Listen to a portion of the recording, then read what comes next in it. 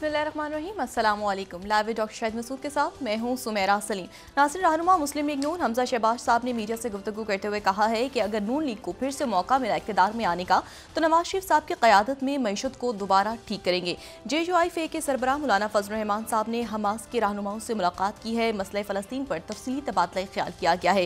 फ़लस्तीनियों से ज़ाहिर यकजहती के लिए इस्लामाबाद और लाहौर में रैलियाँ भी निकाली गई। इसके अलावा भी दीगर मौज़ूआत पर गुफ्तगू करेंगे। स्टूडियो में हमारे साथ मौजूद हैं डॉक्टर शाहिद मसूद। अस्सलाम वालेकुम डॉक्टर साहब। वालेकुम जी, आपको भी डॉक्टर साहब, JUIF के सरबराह मौलाना फजल रहमान साहब की कतर में हमास के कायदीन से मुलाकात हुई है, तो क्या पाकिस्तान की पॉलिसी दीगर इस्लामी ममालिक की पॉलिसी जो है कामयाब है फ़लस्तीन के हवाले से? मेरा नहीं ख्याल कि जी हालिया जो कई साल हैं, गुजरे कई साल, उसमें इस कदर बड़े पैमाने पे दुनिया भर में मसला फ़लस्तीन उजागर हुआ। सही। पहली बात तो ये। दूसरी बात यह है कि जंग जो है वो छेड़नी नहीं है। इस वक्त जो पाकिस्तान समेत जो इस्लामी ममालिक और बहुत बड़ी तादाद में मगरबी भी ममालिक भी या नॉन मुस्लिम कंट्रीज, उन्होंने जंग छेड़नी नहीं है, उन्होंने जंग बंद करवानी है। पहली बात तो ये जहन में रखा जाए। तो अगर मामला जो है वो यहाँ तक चला जाए कि एक मखबूतुल हवास, एक पागल आदमी जो है, जो इसराइल का वज़ीर है, अलमिशी अलियाहुन, ठीक है, उसने आज जो है वो अलियाहू, अच्छा, उसने ये कहा है कि जी गज़ा के ऊपर न्यूक्लियर बम गिरा दिया जाए। और फिर उसने ये कहा है कि न्यूक्लियर बम गिरा दिया जाए और यहाँ पे जो लोग हैं वो चाहें तो सहराओं में निकल जाएं, चाहे वो आइलैंड की तरफ चले जाएं, और हल ये है कि एक न्यूक्लियर बम जो है इसराइल वो गज़ा पे गिरा दे। अच्छा, यहाँ पर ये टाइम्स ऑफ इसराइल ने, फार राइट मिनिस्टर, ठीक है, nuking Gaza is an option, population should go to Ireland और डेजर्ट्स, पहली स्लाइड। अच्छा, ये जो पागल आदमी है, यानी इससे आपको एक अंदाज़ा हो रहा है कि ये काबीना का वज़ीर है, और ये वो वज़ीर सकाफ़त है जो सिर्फ वज़ीर सकाफ़त नहीं है, बल्कि ये मजहबी पेशवा भी है। ये जो एक्सट्रीमिस्ट राइट विंगर्स ज़ायनिस्ट बैठ गए जाके, ये उनकी नुमाइंदगी कर रहा है, और ये मजहबी पेशवा है। ये ख़ानदान, इसका पूरा ख़ानदान जो है वो ये सहूनी जो एक्सट्रीम राइट विंगर्स हैं। यहाँ पर मैं इसराइल नेशनल न्यूज़ को कोट कर देता हूँ, इसका अगर आप देखना चाहें तो ये रबी एमियल इलियन जॉइंस उज़दमा यहवत, ये वो इसको वज़ीर सकाफ़त बना दिया था। इसके वालिद जो हैं वो भी रवि थे, और फिर इसके दादा भी, और एक ख़ानदान इसका, ठीक है, अतमार बेन गवेर के साथ ये चले गए मौसूफ़। और ये जो है, ये बंदा जो है, इसको ये वज़ीर, ये वो आदमी है जो हर कुछ अरसे के बाद नहीं कहता तो वहाँ से पत्थर निकलाया, वहाँ से ये बरामद हो गया, यहाँ से ये बरामद हो गया, ठीक है, ये वो जगह है जहाँ पे वो सुर्ख गाय की कुर्बानी की जाएगी, और यहाँ पे मस्जिद अक्सा के बारे में, और इधर उधर। तो ये वो था। तो इस पागल आदमी ने आज ये बयान दिया कि वहाँ पर न्यूक्लियर बम गिरा देना चाहिए। उसके बाद जो है ये उस वक्त बयान दिया जब एंथनी ब्लिंकन जो है वो एक उनके मुज़ाकरात नाकाम अरब ममालिक के साथ हो चुके थे, और वो उर्दन से वापस जो है वो अचानक सख्त सिक्योरिटी में वो वेस्ट बैंक आ गए, सेक्रेटरी ब्लिंकन, और उनकी मुलाकात हुई वहाँ पे महमूद अब्बास, सदर महमूद अब्बास, फ़लस्तीनी अथॉरिटी के। अच्छा, ये जो इनकी आमद थी, ये इसराइल के लोगों को भी इस बात का इल्म नहीं था। उनको भी आखिरी मिनट पे बताया गया कि वो मगरबी किनारे आ रहे हैं। यहाँ पर वायलेंस, आपको पता है ना, मगरबी किनारे के अंदर बड़ी शहादतें हुई हैं। तो ये उनको भी नहीं पता था कि सेक्रेटरी ब्लिंकन अचानक यहाँ आएंगे। यहाँ आके उन्होंने, जो महमूद अब्बास के साथ मुलाकात हुई है वो फ़लस्तीनी अथॉरिटी के ऑफिस में हुई है। सही। यानी वो मगरबी किनारे पे हुई, वो जॉर्डन में नहीं हुई। सही। जॉर्डन में तो वो मुलाकात हुई है कल, जो कि फ़लस्तीनी अथॉरिटी के जो नुमाइंदगान हैं उनके साथ हुई। और जब ये मुलाकात हो रही है तो उसके पागल वज़ीर ने बयान दे दिया, तो नेतन्याहू ने उसको वज़ीर को मुअत्तल कर दिया और कहा कि नहीं, वज़ीर तो कुछ और कहना चाह रहा था, ये कहना चाह रहा था। अच्छा, ये अब तमाम अब ये बात जो है ना, ये रही नहीं है। आप समझें कि ये मामला जो है ये यानी ये सिर्फ फ़लस्तीनियों का और मुसलमानों का मामला नहीं रहा, ये पूरी दुनिया में फैल गया। 10,000 से ज़्यादा शहादतें हो गई हैं, जिसमें कोई 4,800 अभी तक जो फिगर दे रहे हैं WHO वाले, 4,800 जो बच्चे हैं वो 12 साल से कम उम्र हैं, वो शहीद हुए हैं। 4,800। और जिस एम्बुलेंस पे कल अटैक हुआ है उसमें जिसको उड़ा दिया है उन्होंने, ये कह के कि जी इसमें तो हमास का असला जा रहा था, उस एम्बुलेंस में जो है वो कोई 30 के करीब ऊपर नीचे करके 29-30 उसमें मैयतें थीं।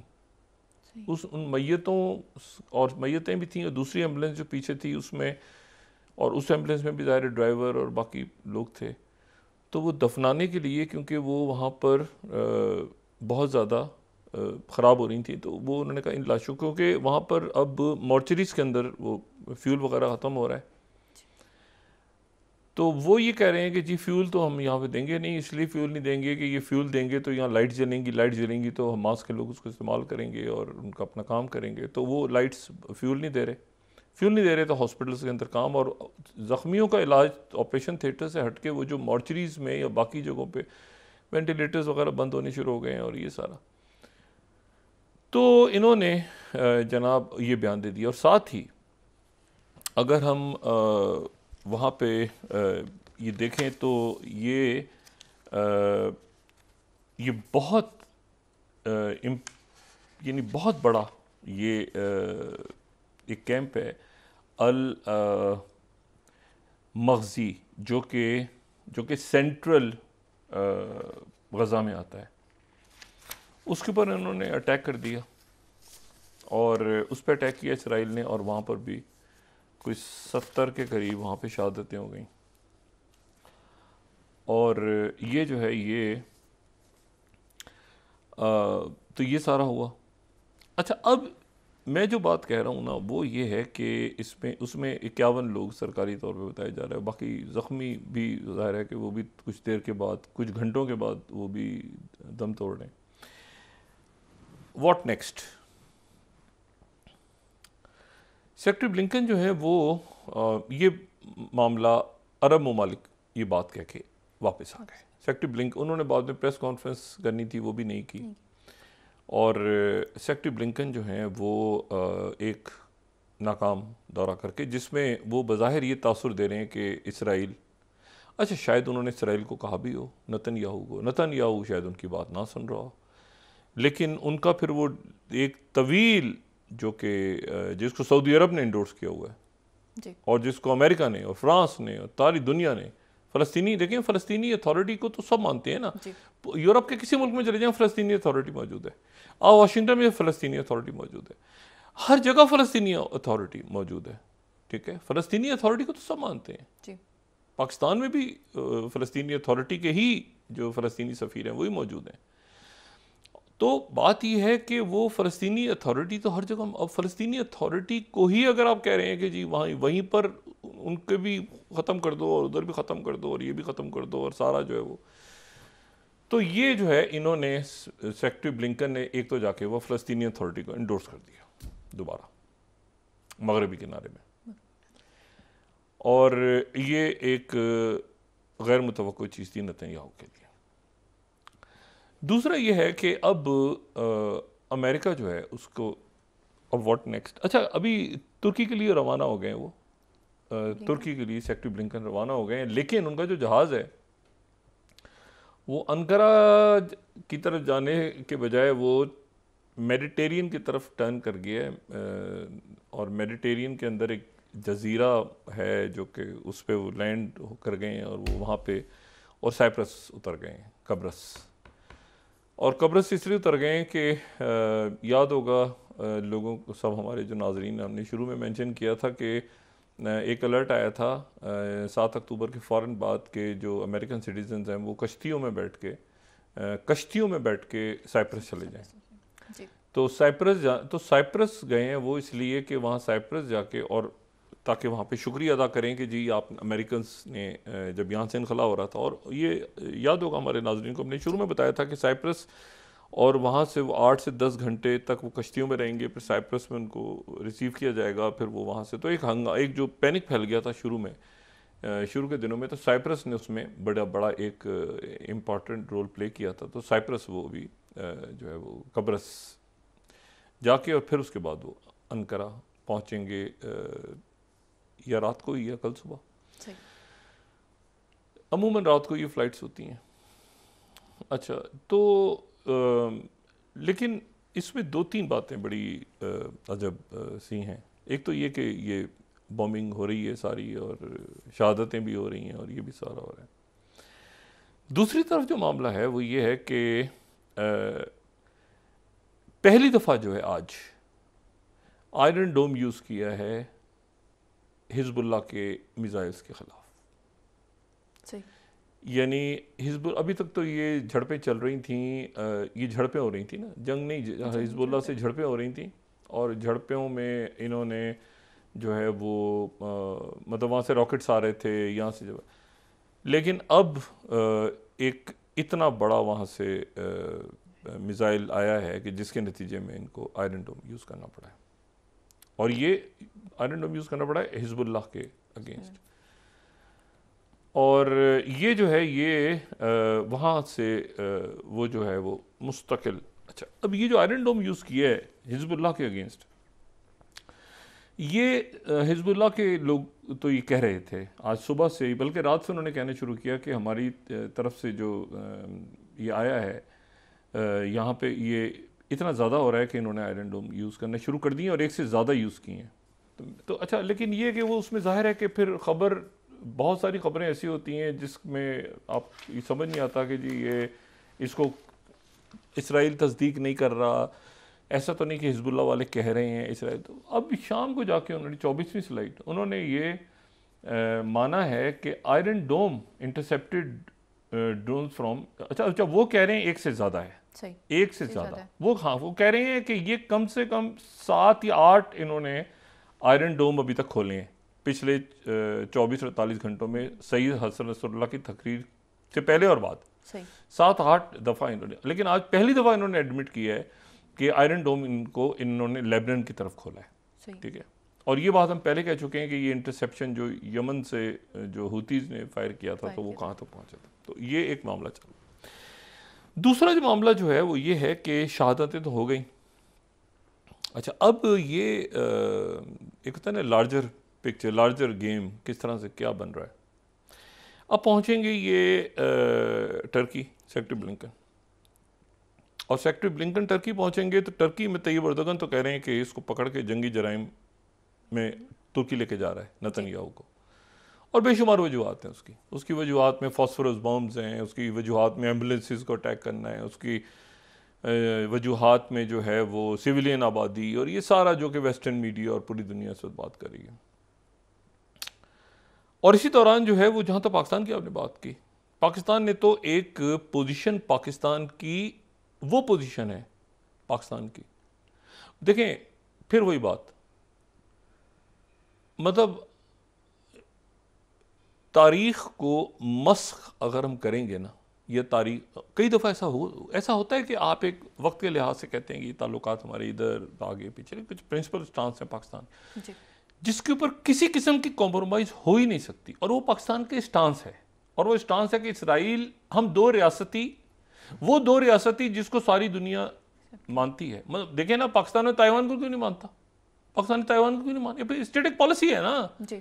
रियासत की पॉलिसी है, हुकूमतों से ताल्लुक नहीं है। एक रियासती पॉलिसी है कि हम आज़रबाईजान के साथ हैं। अभी आर्मी चीफ आज़रबाईजान का खामोशी से एक चंद रोज अभी आई थी छोटी सी प्रेस रिलीज, आज़रबाईजान गए। पाकिस्तान की एक स्टेटिक पॉलिसी है कि हम आज़रबाईजान के साथ हैं, अच्छा, अब आज़रबाईजान ये भी हो सकता था कि जंग हार जाए, आर्मीनिया जीत जाए, ये हो जाए वो जाए। पाकिस्तान की स्ट्रेटेजिक पॉलिसी है, स्ट्रेटेजिक पॉलिसी, और वो बरसा बरस से है, और कभी आगे जाता है कभी पीछे जाता है। मैं बार बार ये बात दोहरा रहा हूं कि पाकिस्तान तमाम इतने बड़े खारजा महाजों पे पाकिस्तान जीता है कि ये अंदरूनी खल्फशार, ये जो दहशतगर्दी हो रही है, आप इस दहशतगर्दी को, चाहे वो बलूचिस्तान में हो, चाहे मियाँ वाली पे अटैक हो, जिस पे रात को कल एयर चीफ का भी स्टेटमेंट आया और वो दौरा भी किया उन्होंने, इन तमाम मामलात को आप उस तनाजुर में देखें जो फतूहात, मैं ये नहीं कह रहा कि आपने कोई डिप्लोमेटिक, आपने स्टेक्स थे आपके बहुत ज्यादा। पहली दफा ये देखें, इसको ये तनकीद बराए तनकीद नहीं है, ये वो बात है जो सीधी बात है। पहली दफा 75 सालों में क्या इंडिया का एक्सेस सेंट्रल एशिया तक खत्म नहीं हुआ? तमाम रस्तों से, चाहे वो ईरान का रास्ता हो, या चाहे वो उज्बेकिस्तान का रास्ता हो, या ताजिकिस्तान का रास्ता हो, क्या नहीं हुआ? क्या आर्मीनिया टोटल मुकम्मल धबड़दूसरे हो गया हमेशा के लिए? ये स्टेटिक पॉलिसीज है ना आपकी। अब मुझे बताएं कि आप क्या ऑस्ट्रेलिया के प्राइम मिनिस्टर इस वक्त चाइना में नहीं है, और चाइना के साथ क्या उनके जबरदस्त किस्म के ताल्लुकात वो ऑस्ट्रेलिया बहाल नहीं कर रहा, और वो ऑस्ट्रेलिया किसी जंग में चाइना के खिलाफ नहीं जाएगा? क्या ऐसा नहीं हो रहा? क्या ऐसा नहीं हो रहा कि ढाका में हजारों लाखों लोग सड़कों पे हसीना वाजिद के अगेंस्ट? देखिए, बात यह है कि क्या ऐसा नहीं हो रहा? अच्छा, ये भी नहीं हुआ कि जी अफगानिस्तान का इशू नहीं, अफगानिस्तान के साथ हमारे बरादर मुल्क है, ये छोटी मोटी नाराजगियां, ये चीजें भी यहां से लोग देखें। बात सारी ये है कि मतलब एक वहां पे खाना जंगी हुई है, देखिए ना, खाना जंगी हुई है। वो जो सोवियत यूनियन और अमेरिका की लड़ाई हुई, और उसमें हम भी गए, वो जो भी था, और उसके बाद फिर एक वॉर ऑन टेरर ग्रुप बन गए सारा। अब अफगानिस्तान स्टेबल हो रहा है, इतना स्टेबल हो रहा है कि आप बाकी चीजें छोड़ दें, आप उन क्रिकेट की टीम देख लें, क्या कमाल खेलें क्रिकेट अफगानिस्तान वाले, बड़े जानदार कौम है। उनका मुल्क बनने जा रहा है, जो मैं बार बार बात कहता हूं ना, कि उनका ख्याल है कि शायद वो मतलब है कि वहां पर बड़े मौके हैं, यहां से ज्यादा मौके होते हैं, तो यहां से वहां जाके अपने मुल्क को बनाएं, ठीक है ना। क्योंकि इस चक्कर में वो स्मगलिंग और आगे पीछे, आज यूनाइटेड नेशंस की रिपोर्ट पढ़ के इस कदर खुशी हुई, उन्होंने कहा जब से ये हुकूमत, ये जो नया सेटअप आया है, 95% ओपीएम खत्म हो गई है, और वहां पे लोग मुल्क बना रहे हैं अपना। वो बनाएंगे तो उसके नतीजे में रिकग्निशन होगी ना, अब तरक्की होगी, वो सीपैक आगे पूरा। तो बात यह है कि वो अब एक जबरदस्त कौम है, उनको अपने मुल्क को जाके बनाना है। और हमने यहाँ पर जो स्यापे हुए थे इतने सालों में, क्योंकि नहीं स्यापे भी क्या थे, हम फंसे हुए थे ना, एक जंग, एक सर के ऊपर जंग है जिसके ऊपर ये बात की जा रही है कि पाकिस्तान को कंबोडिया बना दिया जाएगा, ये जुमले थे बाकायदा। और ये आपके पड़ोस के अंदर यहाँ पे कॉन्सुलेट्स खुले हुए थे, ये और कॉन्सुलेट्स में मैं एक दफ़ा कोयटा गया तो उस वक्त वहाँ पता चला, उन्होंने कहा जी यहाँ बात कर रहे हैं ना, वो सुन रहे हैं पीछे बैठे हुए, वो इतनी दूर कॉन्सुलेट थे। जाने दें बात को, मैं सिर्फ ये कह रहा हूँ कि क्या स्ट्रेटेजिकली लॉन्ग टर्म में, अब लॉन्ग टर्म में क्या, लॉन्ग टर्म के इश्यूज आप देखें, लॉन्ग टर्म में एक तो ये कि फ़लस्तीन का मसला उठ गया और उठा हुआ है, वो अब यरगमाली कैसे निकलेंगे, कैसे छुटेंगे, क्या होगा। आज उन्होंने ब्रिटेन के लोग भी निकाल दिए, उनको भी, यानी जो यरगमाली थे उनको भी कुछ को निकाला, कुछ को किया, वो किस तरह से डील कर रहे हैं, क्या कर रहे हैं, वो भी देखना है। लेकिन अब आप ये देखें कि इसके नतीजे में क्या हुआ। इसके नतीजे में ये हुआ कि तमाम दुनिया, अब राइट साइड, आप right of side of the history रहे। पाकिस्तान की स्टेटिक पॉलिसी क्या है, कायदे आज़म और 2 स्टेट्स। पाकिस्तान नहीं हटेगा उससे, पाकिस्तान पॉलिसी पे खड़ा है, चाहे वो जो भी हो जाए। कश्मीर का इशू है ना अभी दरमियान में, मसला ये है कि जो आपकी स्टेटिक पॉलिसी है ना रियासत की, वो रियासत की स्टेटिक पॉलिसी है। अब मुझे ये देखें, ये फजलुर रहमान साहब गए, इससे पहले मेरा शायद ही पाकिस्तान में कोई पॉलिटिकल पार्टी हो, पीटीआई को नहीं परमिशन मिली, क्योंकि वहाँ पे नारे वगैरह या उनके रहनुमा या जो भी क्राइसिस चल रहा है, लेकिन वो भी तमाम के तमाम जो बतौर एक पार्टी वो एक राय रखते हैं, मजबूत राय रखते हैं, और फ़लस्तीन के साथ खड़े हैं। लेकिन जिनको मौका मिला वो कौन सी पार्टी मुझे बताएं? मुस्लिम लीग नवाज, जमीयत उलमा इस्लाम के मुजाहरे बहुत बड़े, जमात इस्लामी के सेनेटर मुश्ताक वहां पहुंचे, मतलब सारी पार्टियां एक जबान है ना, कुछ इश्यूज पे एक जबान होते हैं। पाकिस्तान पीपल्स पार्टी, अच्छा ये जो हमारे जो ये लेफ्ट साइड और ये तो वैसे ही कॉमरेड रहे हैं ना एक ज़माने में, तो ये तो वैसे ही कॉमरेड और PLO और ये तो सारे उधर के। अच्छा, तो बात ये है कि मजहबी साइड और आपकी रियासत की पॉलिसी है। अब आप गलत साइड पे हिस्ट्री की नहीं खड़े हुए, अब गलत साइड पे हिस्ट्री की नहीं खड़े हुए, जहां पर फिर मैं दोबारा बात कह रहा हूं, और मैं इंतहाई एहतराम के साथ उनका बड़ा, क्योंकि मैं उनको बड़ी उनकी कदर करता हूं कि ये इस पूरी गवर्नमेंट में एक शायद वाहिद ज़बरदस्त आदमी। मुझे बताएं कि क्या किया जयशंकर जी ने, चाइना से लेके, क्वाड से लेके, ये इस्लामी दुनिया से लेके, अफ्रीका से लेके, रशिया से लेके, चाइना से लेके, मतलब कहाँ, क्या अफगानिस्तान, सेंट्रल एशिया, किया क्या है? ईरान के थ्रू तो वो बनना था चाबार। अच्छा, अब इशू ये है, ये पॉलिसी ये इस तरह से बर्बाद होता है ना कि जब आप एरोगेंस में चले जाते हैं ना, एरोगेंट है, देखा जाएगा, ये करो, फलां करो, आगे। और सीखी किससे? उधर नेतन्याहू, बीबी नेतन्याहू, इसराइल से सीखी है ये एरोगेंस। उसका नतीजा क्या निकला है आज? आप आगे देखें, ये पहुंचेंगे कल सेक्रेटरी ब्लिंकन। अमेरिका बड़ा फ्लूइड रखता है अपने आप। अमेरिका जो है वो पॉलिसी, वो 2 मिनट में जो है ना, अभी देखता है हालात, वो पॉलिसी उनकी चेंज होती है। अब जो है वहां पे ये हुआ है कि ये वहां पहुंचेंगे, वहां फॉरेन मिनिस्टर मिलेंगे, वो तैयब एर्दोगान तो कह रहे हैं कि मुजाहिदीन है जी, और ये मुजाहिदीन है और मैं तो नेतन्याहू इस काबिल ही नहीं है। चाड ने, अच्छा अब इस बात को इम्पोर्टेंट ये बात है, चाड एक मुल्क है बहुत बड़ा। हमारे यहाँ ये लोगों को मैं कुछ कहना नहीं चाहता कि ये फौजें बनी थी तो, और अब क्या हुआ इतने सालों में, छोड़ दें आप उसको, वो कभी बहुत सी चीज़ें सामने ना ही आए तो बेहतर है। इस्लामी मुल्कों की फौज थी और किसने क्या रोल प्ले किया और क्या, वो छोड़ दें आप। लेकिन चाड जो है ये एक मुल्क है जो कि साहिल के इलाके में, साहिल का जो इलाका है, मैं हम तफसीली से बात कर चुके हैं साहिल के ऊपर। और चाड जो है उसने आज पहला अफ्रीकी मुल्क है जिसने अपने सफीर को वापस बुला लिया। यानी कल होंडुरास था, आज चाड हो गया, और उसने अपने सफारती ताल्लुकात, चाड ने सफीर को वापस बुला लिया। अच्छा, अब चाड जो है ये चाड इंपॉर्टेंट इसलिए था, बहुत इंपॉर्टेंट था चाड, और मैं उसकी इंपॉर्टेंस का आपको सिर्फ इस तरह से बताऊं, चाड की जो इंपॉर्टेंस है वो 2 वजूहात की बुनियाद पे, फिर मैं वापस आता हूँ ये ज़रा फ़लस्तीन के ऊपर। लेकिन मैं सिर्फ आपको चाड की इंपॉर्टेंस ये बताऊं कि चाड जो है उसको जब वो वहाँ पे इन्होंने अपनी एम्बेसी खोली, इसी साल एम्बेसी खोली, तो जो बीबी नेतन्याहू हैं उन्होंने उनका इस्तकबाल किया, बड़ी उनकी जनाब इन्होंने आओ भगत की। और ये जो हैं, अच्छा ये चाड ने अपने सफ़ीर को वापस बुलाया, ये वॉल स्ट्रीट जर्नल को कोट कर देते हैं 15वीं slide, Chad recalls ambassador from Israel. और ये अभी जो है कुछ अर्से पहले ये जनाब ये हुआ था कि 16वीं स्लाइड को देखेंगे, चाद के जो इदरीस देबे थे, first ever visit to Israel हुआ था। और उससे पहले 17वीं स्लाइड देखें तो चाड के प्रेसिडेंट नेतन्याहू से मिले थे, और एयरपोर्ट पे रिसीव करने वालों में कौन था? ये बड़ी इंटरेस्टिंग बात है, मोसाद चीफ।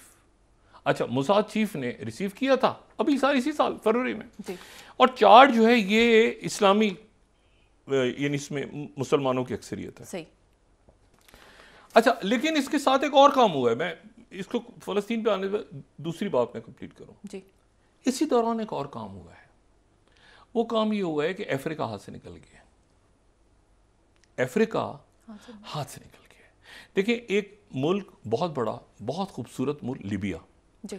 उस लिबिया पे कर्नल कद्दाफी खाना जंगी सड़कों पे घसीटा गया, उनकी लाश की बेरुमती जो भी था, मैं कोई कर्नल कद्दाफी की यहाँ पे जो भी हुआ बहरहाल एक तारीख का हिस्सा है।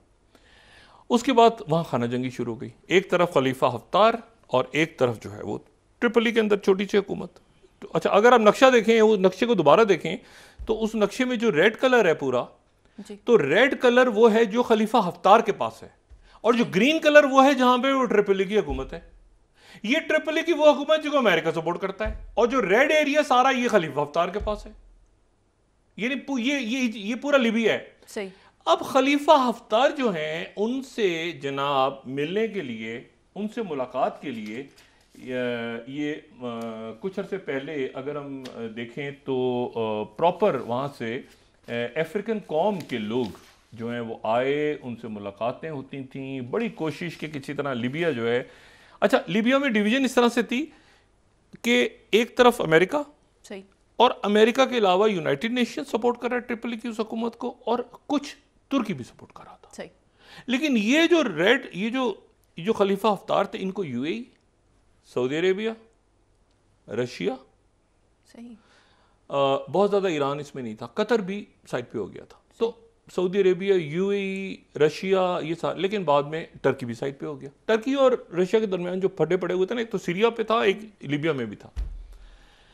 अब जनाब क्या हुआ कि अफ्रीकन कौम के लोग भी गए और बड़ी बात हुई कि किसी तरह से ये इसके स्ट्रेटेजिक, आप देखिए ना अफ्रीका की इंपॉर्टेंस बहुत है, अफ्रीका की, अच्छा चार्ट नीचे इसके ज़हन में रखें। सही।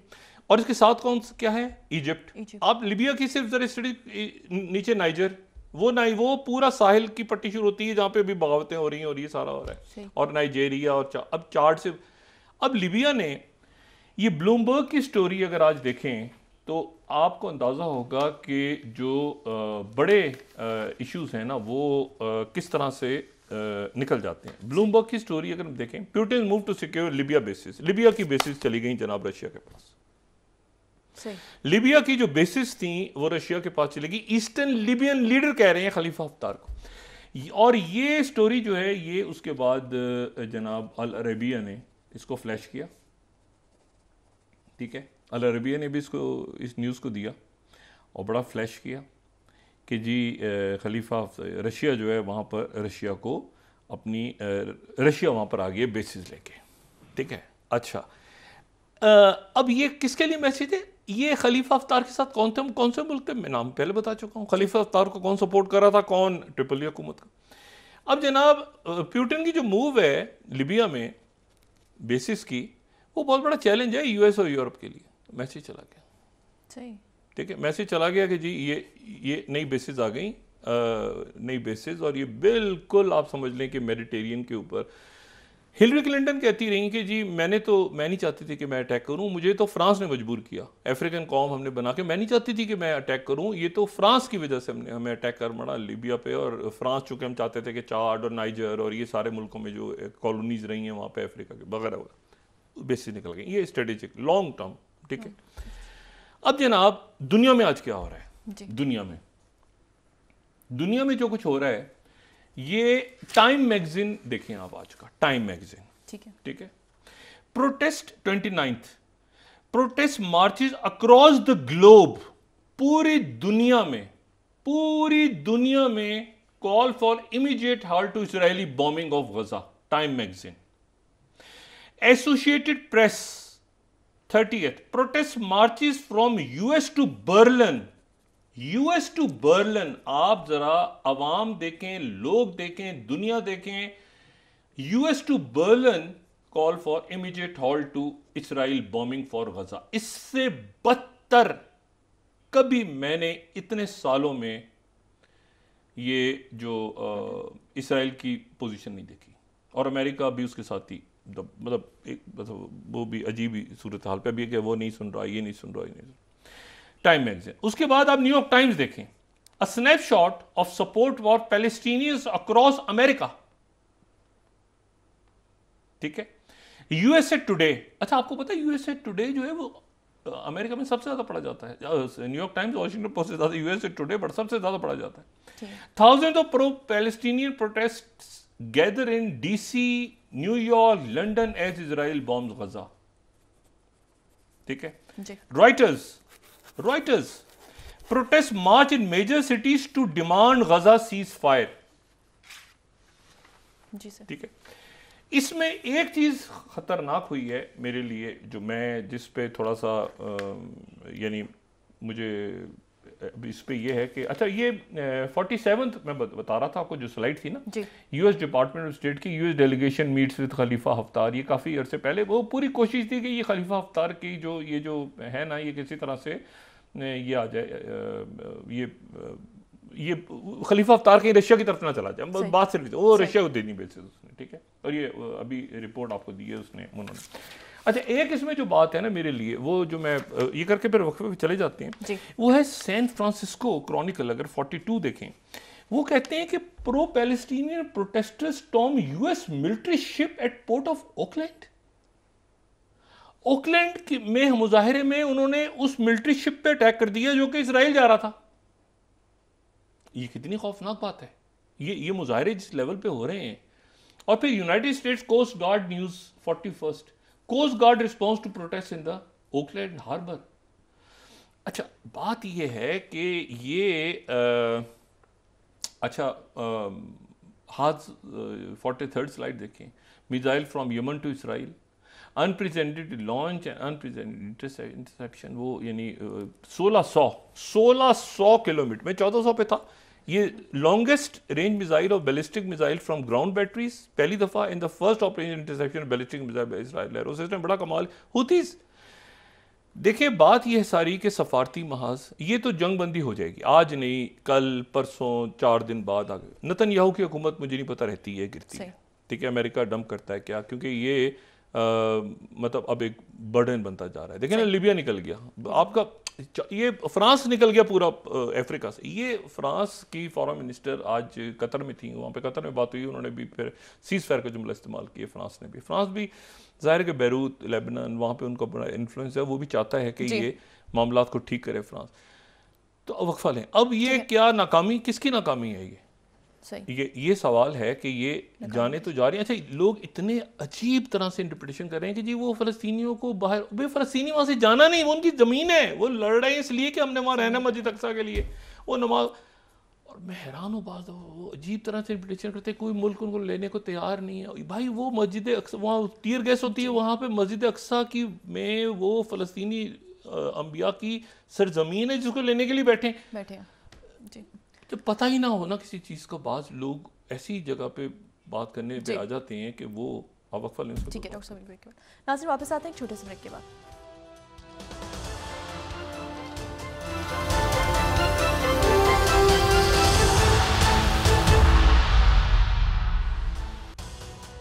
वेलकम बैक नाज़रीन। डॉक्टर साहब, ये जो कुछ भी हो रहा है मसला फ़लस्तीन पर, इस पे जो है मुसलमान मुल्कों की नाकामी है या इसराइल की नाकामी है? नहीं, ये तो पूरी दुनिया में फ़लस्तीन जो है, देखिए शहादतें तो हुई वहाँ, जो होना एक्सपोज होते हैं ना, एक्सपोज हो जाते हैं, बुरी तरह से लोग एक्सपोज होते हैं कि वो क्या कर रहे हैं। इसराइल जो कुछ कर रहा था वो इस तरह से एक्सपोज नहीं हो रहा था। शहादतें हो रही थी, पानी बंद, बिजली बंद, लोग एक जिल्लत भरी ज़िंदगी गुजारने पर मजबूर थे, वो एक्सपोज हो गया।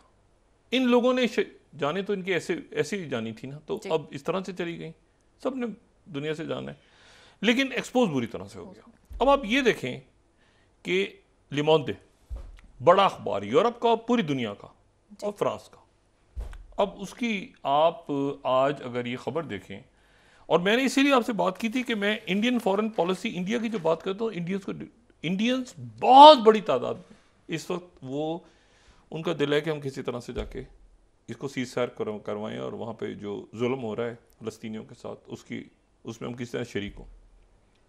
लेकिन बस वो एक गलत साइड पे, हिस्ट्री की गलत साइड पे खड़े हो गए। अब ये मुझे बताएं ले मोंडे फ्रांस में क्या कह रहे हैं।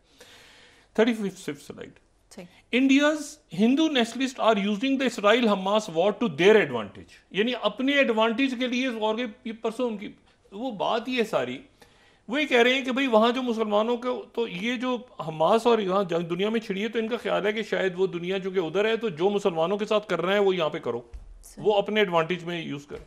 इस तरह नहीं, ये जो कुछ चीज़ें ऐसी हैं, देखें इंडिया में बहुत बड़ी तादाद में मुसलमान हैं और वो बहुत मोहब्बत करते हैं अपने मुल्क से, बहुत मोहब्बत करते हैं। अगर और इसी तरह से सिख हैं, क्रिश्चियंस हैं, जिनका फैसला है कि हम इंडियन, और बड़े बड़े आगे गए हैं वो, और बड़े प्रोग्रेसिव, आज़ाद ख्याल और इंसान दोस्त इंडियंस हैं। ये जो टोला बैठ गया आके ऊपर, ये हर जगह कभी मुसलमानों का नहीं। ये एक और पागल आदमी वहाँ पे ये है, उसका नाम है जेसी वाटर्स, ये फॉक्स न्यूज़ पे बैठ के ये कहता है कि मैं तंग आ चुका हूँ, रोज़ रोज़ जंगें कवर करते थे, मुसलमानों को दुनिया से ख़त्म क्यों नहीं कर देते इस्लाम।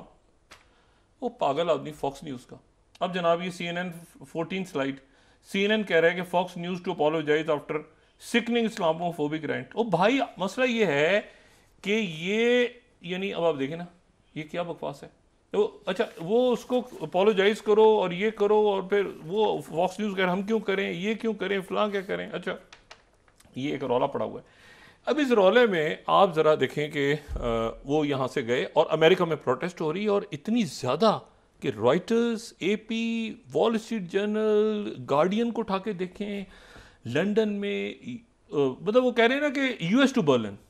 और इधर तो आप छोड़ देना कि मशरिक़-ए-वस्ता में जो हो रही हैं या जो टर्की में जो कुछ हुआ है या जो पाकिस्तान में आज तहरीक-ए-लब्बैक की रैली और उससे फिर इस्माइल हनिया ने खिताब किया है। तो बात यह है कि यहाँ और पाकिस्तान की एक स्टैटिक पॉलिसी सफारती सतह पे भी, आपने मुनीर अकरम साहब की अगर स्पीच सुनी हो जो उन्होंने वहाँ पे की, या आप जो हमारे दिलानी साहब वज़ीर ख़ारिजा उनकी पॉलिसी सुनी हो, या आपने आर्मी की तरफ से बात सुनी हो जी, आर्मी की तरफ से कोर कमांडर्स कॉन्फ्रेंस के बाद आर्मी चीफ का स्टेटमेंट। तो बात ये पाकिस्तान की स्टैटिक पॉलिसी या केयर टेकर की या कोई भी गवर्नमेंट होगी ये पॉलिसी होगी। बात यह है कि एक जगह पे मैं कहूँ ना कि यहाँ पर मतलब है, मुझे आप यकीन करें मैं समझने से कासिर हूँ क्या इनको पता ही नहीं था कि डोकलाम के बाद चाइना क्या करेगा। क्या इनको पता ही नहीं था कि एक्ट ईस्ट में उधर मिजोरम में क्या हो रहा है और उधर म्यांमार में क्या हालात है। क्या इनको बिल्कुल अंदाज़ा नहीं था कि ये अफगानिस्तान के अंदर एक अमरुल्लाह साली की हुकूमत बन जाएगी। मतलब क्या बिल्कुल अंदाज़ा नहीं था कि ये ईरान के थ्रू आगे जाके ये कोई होता है ना आपका आज़रबाईजान, आर्मीनिया, मतलब किसी जगह पर मतलब आप भी कहता है कि यार ये बड़ी कमाल की सफारतकारी हुई, क्योंकि जो साल की पॉलिसी थी ना फ़लस्तीन पे इंडिया की, हम वहीं खड़े हैं, पाकिस्तान वहीं खड़ा है फ़लस्तीन की पॉलिसी पे और इसराइल की पॉलिसी पे। इंडिया तो फ़लस्तीनियों के साथ वो तो अजीब इन्होंने ऐसे टिल्ट मारा। जब आप अपने बेसिक से हट जाए, बेसिक क्या है बात है कि गांधी जी, हमारे नज़दीक गांधी जी की पाकिस्तान में लोग बड़ी इज्जत करते हैं, गांधी जी को कोट करते हैं। गांधी जी कायदे आज़म, इन्होंने रहनुमाओं ने मौलाना आज़ाद उधर रहे, इधर सबकी इज्जत, ठीक है, कुछ इधर आए कुछ इधर, आज़ादी हासिल की उन्होंने। अब आप कह रहे हैं कि जिन्हें गांधी को मारा वो हमारा हीरो है। मतलब ये क्या, ये मतलब इसके कोई लॉजिक। आप कहेंगे वो तो कातिल हीरो था, वो तो हीरो है जिसने गांधी को मारा है, गांधी जो था वो पता नहीं।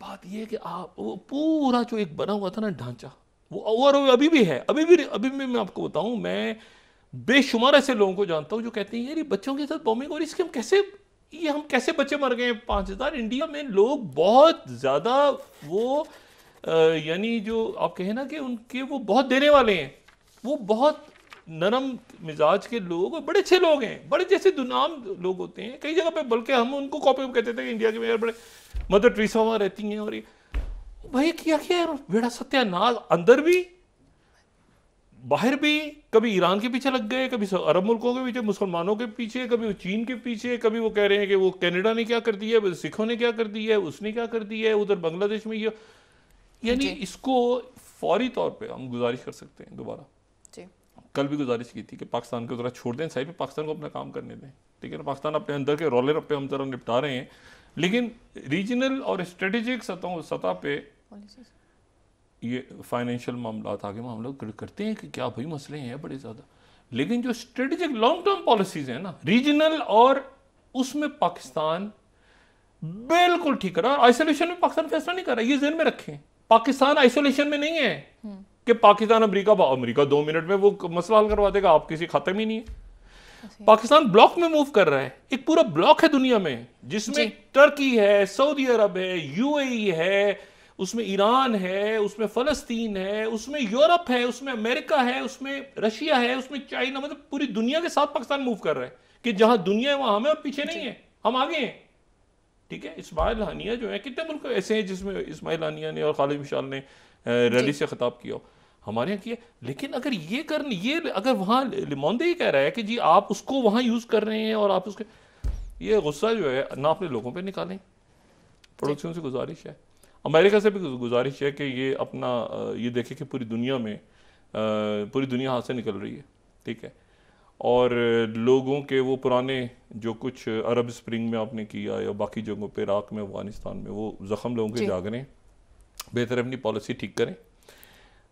ट्रंप वैसे वो तो इससे ज़्यादा पागल है, वो तो ये तो बाइडन से ही उम्मीद है कि बाइडन इंतजामिया ही इसको ठीक करेगी किसी तरह, ठीक है। ब्लिंकन सेक्रेटरी ब्लिंकन इसको शटअप कॉल देंगे नेतन्याहू को, ये मामला रुकेगा, मज़ीद एम्बेरसमेंट नहीं होगी। वहाँ वो अंकारा से जाएंगे टोक्यो, वहाँ बैठे हुए हैं अल्बनीज़, और वो समिट लेवल पे, मैं सिर्फ एक स्लाइड दिखा के इसको क्लोज करता हूँ। 37 अल्बनीज़ ऑस्ट्रेलिया के जो प्राइम मिनिस्टर हैं जी। More cooperation dialogue with China paving way for summit 37 slide, और समिट डिप्लोमेसी रिजम्पशन। वो क्या एयरपोर्ट पे इस्तकबाल हुआ है जनाब, चाइना में पहुँचे हैं जनाब, वो हो ऑस्ट्रेलिया के जनाब वज़ीर आज़म का इस्तकबाल हुआ है चाइना में, और जनाब अब उनकी शी जिनपिंग से मुलाकात होगी और 4 दिन रहेंगे। वो नुमाइशें मुख्तलिफ जगहों पे दौरा कर रहे हैं। तो बात ये सारी कि ये दुनिया इसमें फ्लेक्सिबल रहना चाहिए, सही, तो इसमें और जो प्रिंसिपल स्टांस है वहाँ पे प्रिंसिपल स्टांस रखें बुनियादी, बाकी जगहों पे अब एक प्रिंसिपल स्टांस को आपने अपने ख़त्म कर दिया, अंदर भी बाहर भी दाएं भी, और हमें पता है कुछ नहीं, कोई भूटान भी निकल गया, वो भी निकल गया, वो भी हो गया, ऐसे हो गया, वैसे हो गया। ये मेरे ख्याल से कि उनके जो समझदार लोग हैं इंडिया में, मैं उम्मीद करता हूँ कि अपनी सरकार को समझाएंगे और बताएंगे कि ये अपने पड़ोसियों से ताल्लुकात ठीक करें, और दुनिया में जो गलत साइड पे ले गए इंडिया को खींच के, और बिल्कुल इसको यूज़ कर रहे हैं अपने मुल्क में भी, इसको ख़त्म करें। ये उनके लिए अच्छा है, ठीक है, बहुत शुक्रिया। ये नहीं कि हमारे से कोई फ़ायदा नुकसान, उनके लिए अच्छा है। ये नफ़रतों की ख़त्म करें इस चीज़ को, ये इससे निकलें, ठीक है, आइसोलेशन से निकलें। नाज़रीन, इसके साथ ही आज का प्रोग्राम अपने इख्तिताम को पहुंचा। मुझे सुमेरा सलीम को दीजिए इजाज़त। अल्लाह के बाद जी डॉक्टर साहब। मालदीव भी निकल गया नीचे, वो इलेक्शन जो हुए थे। अपना दोस्तों रिश्तेदारों को, वहाँ के लोगों का सब ख्याल रखिएगा।